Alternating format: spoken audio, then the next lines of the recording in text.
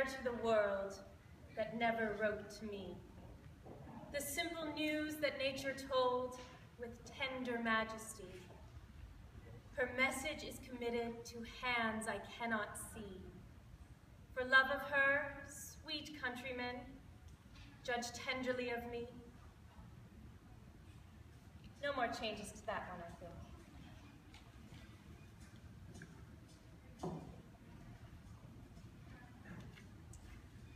Letters. Too late to change anything there. Sue, my dear, brilliant, vibrant, beautiful sister-in-law and friend. Sue. How we used to laugh at those soft cherubic creatures proceeding to church in their delicate finery. And then, Sue, you can go or you can stay. There's but one alternative. We differ often lately, and this must be the last. I often part with things I fancy I have loved. I shall remain alone, and though in that last day, the Jesus Christ you love, remark, he does not know me. There is a darker spirit will not disown its child. We have walked very pleasantly. Perhaps this is the point at which our paths diverge. Then pass on singing, Sue, and up the distant hill I journey on. And so she did, leaning on Austin's arm, dressed in her delicate finery, following my father and mother to church where they prayed to an eclipse they called their father. I remained alone at home, the mad poetess of Main Street Amherst. Much madness is divinest sense to a discerning eye. Much sense, the starkest madness. 'Tis the majority in this, as all prevail. Assent, and you are sane. Demur, and you are straightway dangerous and handled with a chain.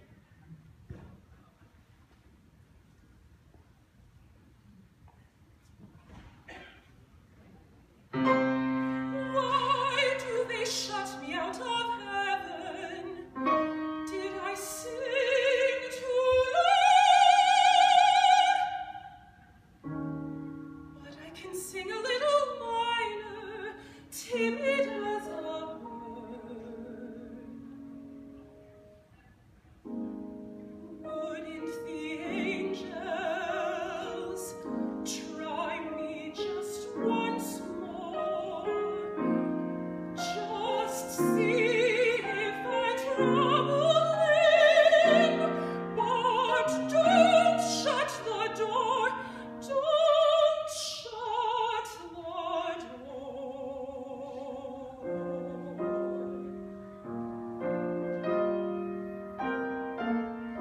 Oh, if I were the gentleman in the white robes, and they were the little hand that knocked. Could I forbid? Could I forbid? Could I forbid? Why do they shut me out of heaven?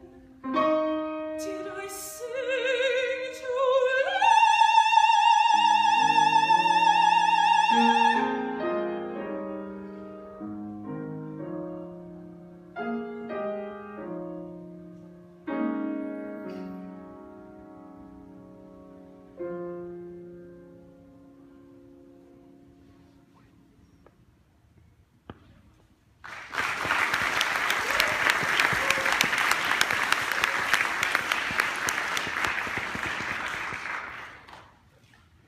Of course, it all started long before, when I was attending the Mount Holyoke Female Seminary, fervently presided over by Ms. Mary Lyon.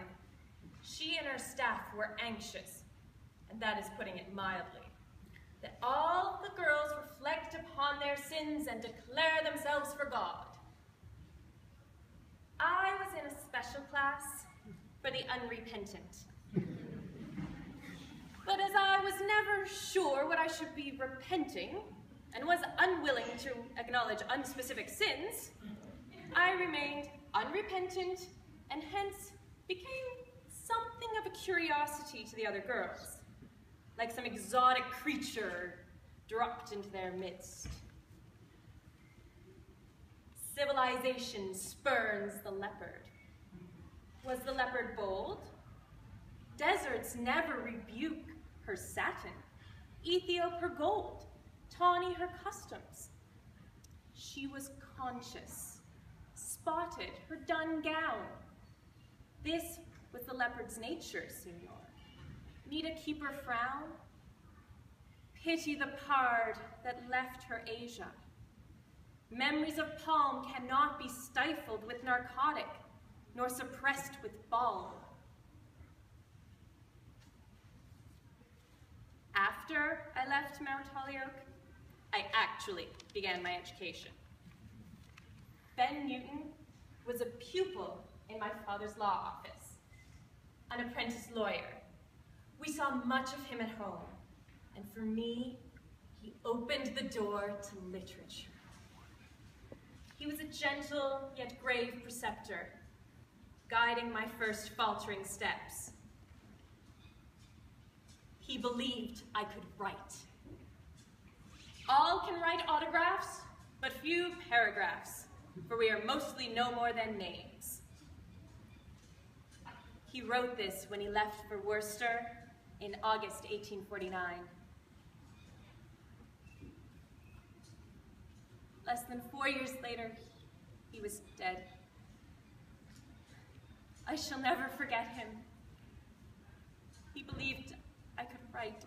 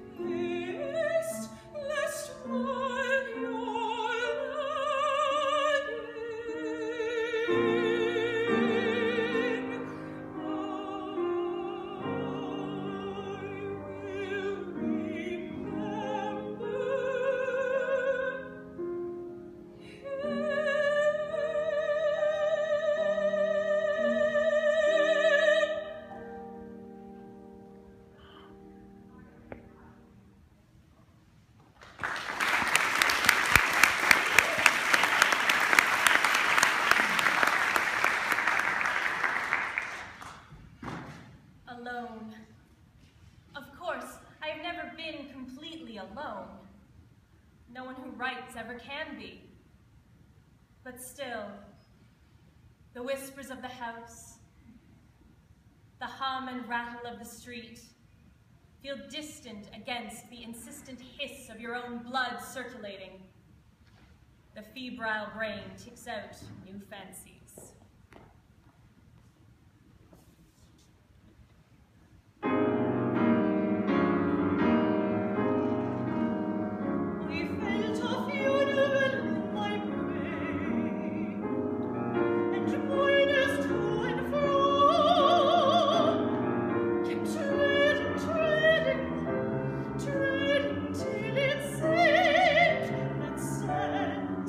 Was breaking through.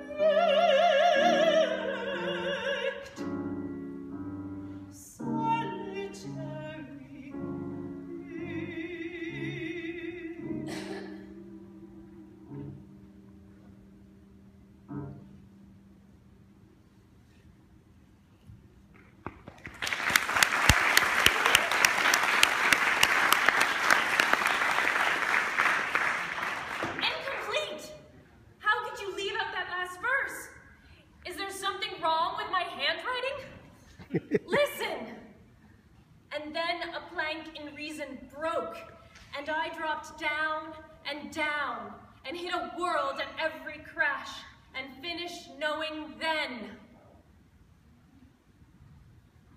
It is not death I feared. I never have feared an event so natural and inescapable, but something else.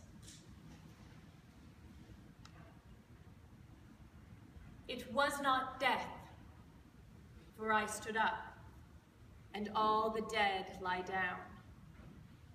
It was not night, for all the bells put out their tongues for noon. It was not frost, for on my flesh I felt Sirocco's crawl. Nor fire, for just my marble feet could keep a chancel cool. And yet it tasted like them all. The figures I have seen set orderly for burial remind me of mine, as if my life were shaven and fitted to a frame, and could not breathe without a key, and 'twas like midnight some, when everything that ticked has stopped, and space stares all around, or grisly frosts, first autumn morns, repeal the beating ground. But most like chaos, stopless, cool, without a chance or spar, or even a report of land to justify despair.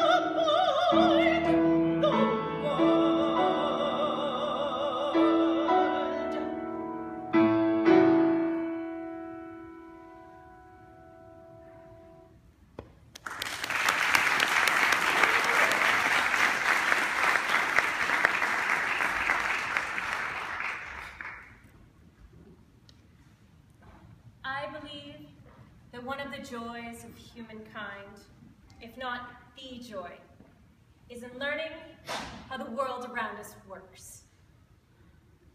We have already learned a lot. For example, the gentleman at the college observatory can tell you to the second the time of a future eclipse. A seafarer can measure the angle of certain stars above the horizon and find the position of his vessel. But there is so infinitely much more to learn. How are hurricanes created? What makes a volcano erupt? How come the birds swooping and dipping outside my window do not constantly collide with the house or themselves? Some people say it is all God's work. He made glowing colors. He made the tiny wings. What a drab world it is that they inhabit, where the answer to any question is simply to refer to a higher authority. They say I must have faith. Faith is a fine invention when men can see, but microscopes are prudent in an emergency. I think I prefer microscopes, and telescopes, and trigonometric tables. All those wondrous devices humankind has invented to help us learn about our universe. More letters. Oh, yes. April 15, 1862. In the Atlantic Monthly, a Mr. Thomas Wentworth Higginson offered encouragement to young writers to step forward. So I wrote him. Mr. Higginson, are you too deeply occupied to say if my verse is alive? The letter was postmarked Amherst, and it was in a handwriting so peculiar that it seemed as if the writer might have taken her first lessons by studying the famous fossil bird tracks in the museum of that college town. Yet, it was not in the slightest degree illiterate, but cultivated, quaint, and wholly unique. Enclosed with the letter were 4 poems. The impression of a wholly new and original poetic genius was distinct on my mind at the first reading.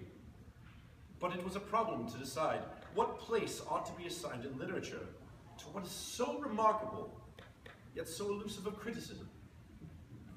Her writing was marked by a defiance of form, never through carelessness, and never precisely from whim.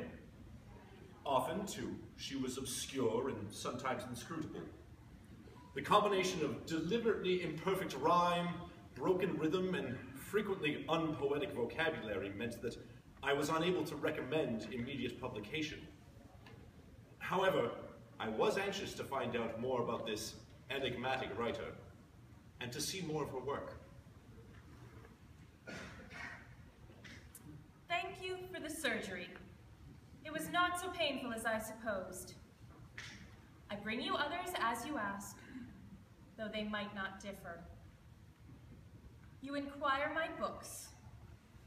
For poets, I have Keats and Mr. and Mrs. Browning. For prose, Mr. Ruskin, Sir Thomas Browne, and for everything, William Shakespeare. Is any other book necessary? You speak of Mr. Whitman. I have never read his book, but was told he was disgraceful. I thank you for your justice, but cannot drop bells whose jingling cools my tramp. I smile when you suggest I delay to publish, that being foreign to my thought. If fame belonged to me, I could not escape her. If she did not, the longest day would pass me on the chase, and the approbation of my dog would forsake me then. My barefoot rank is better. You think my gait spasmodic? I am in danger, sir. You think me uncontrolled? I have no tribunal. Would you have time to be the friend you think I need? I have a little shape. It would not crowd your desk, nor make much racket as the mouse that dents your galleries. We corresponded at varying intervals, and I soon abandoned all attempt to guide in the slightest degree this extraordinary nature, and simply accepted her confidences, giving as much as I could of what might interest her in return. It was 8 years before we actually met, on August 16, 1870.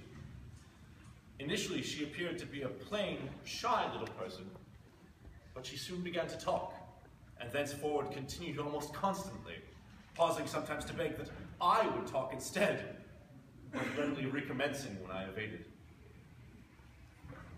My life has been too simple and stern to embarrass any. Truth is such a rare thing.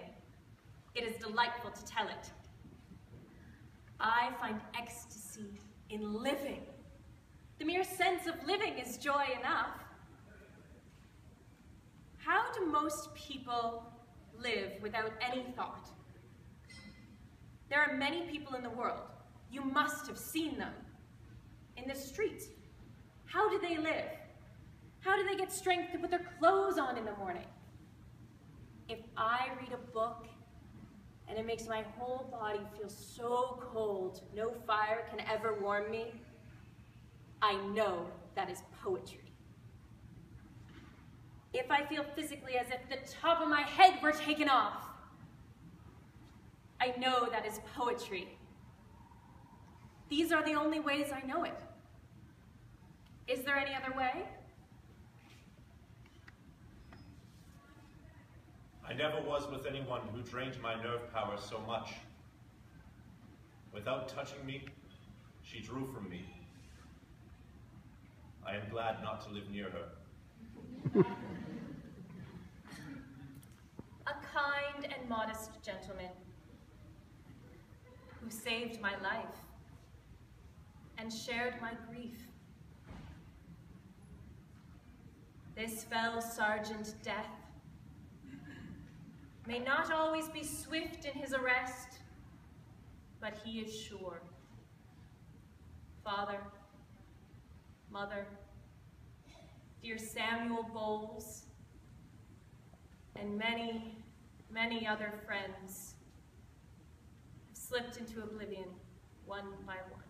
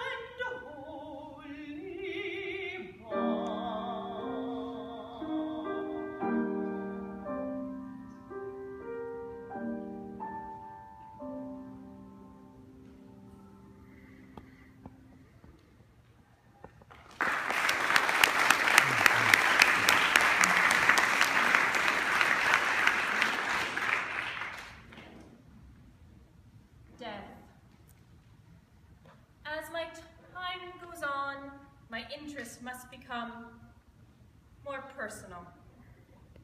Of course, it is the end. During our life, we may enrich the world. In death, we enrich the soil. And that for a fairly short time. Those of faith speak of passing as, at the moment of death, our soul is whisked up to heaven or dispatched to the other place. Despite exhaustive inquiries, I can find no evidence for this process. I do know that if precautions are not taken, the flies will usurp the worms, and the maggots will breed in the dead flesh. I heard a fly buzz when I died. The stillness in the room was like the stillness in the air between the heaves of storm. The eyes around had wrung dry, and breaths were gathering firm for that last onset when the king be witnessed in the room. I willed my keepsakes, signed away what portion of me be assignable. And then it was, there interposed a fly, with blue, uncertain, stumbling buzz between the light and me. And then the windows failed, and then I could not see to see.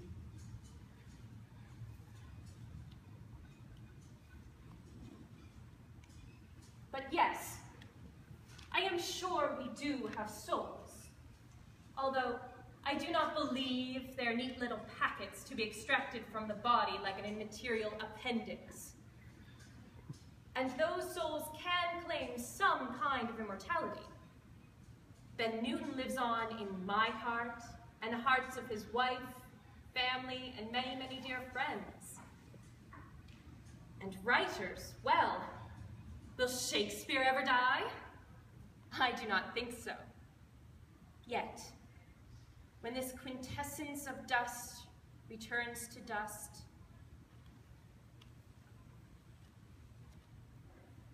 safe in their alabaster chambers, untouched by morning and untouched by noon, lie the daughters of the resurrection, rafter of satin and roof of stone. Grand go the years and crescent above them, worlds scoop their arcs and firmaments row, diadems drop and doges surrender, soundless as dots on a disk of snow.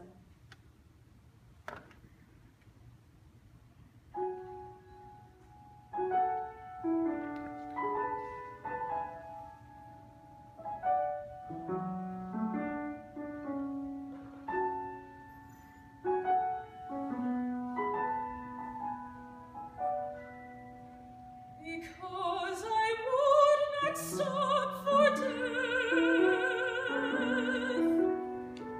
he kindly stopped for me.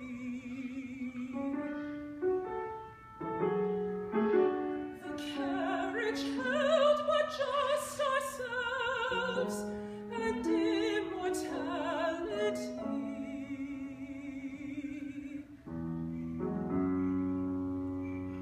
We slowly drove, he knew no haste, and I had put away my labor and my leisure too for his civility.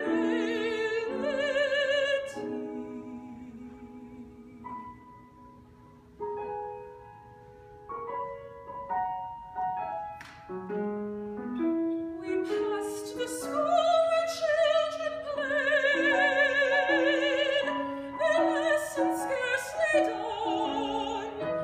We passed the fields of gazing grain. We passed the setting sun.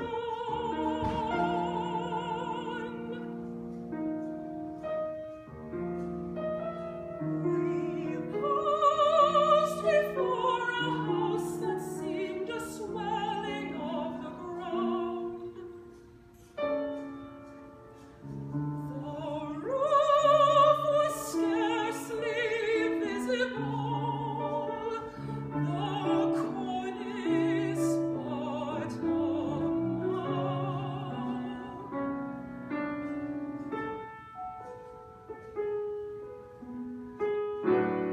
Since then 'tis centuries, but each feels shorter than the day I first surmised.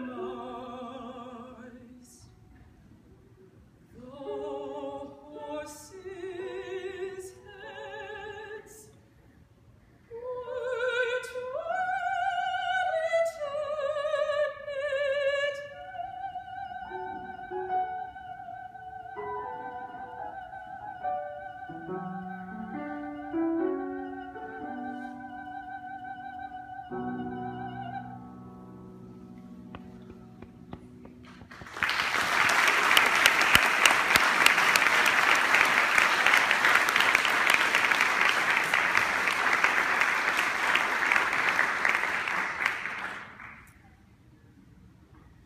Now it is time for me to conduct my own white experiment. Eternity. It is like the word black. Eternity is not a measure of time. It is an absence of time. Oblivion. The void. I welcome it. I tire. These fragments I have stored against my destruction.